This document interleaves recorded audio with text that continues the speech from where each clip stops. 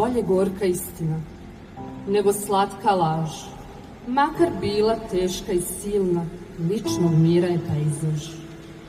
Laž stvara prividni mir, heroja u površnoj modi. Istina nosi kratki nemir i vodi ka trajnoj slobodi.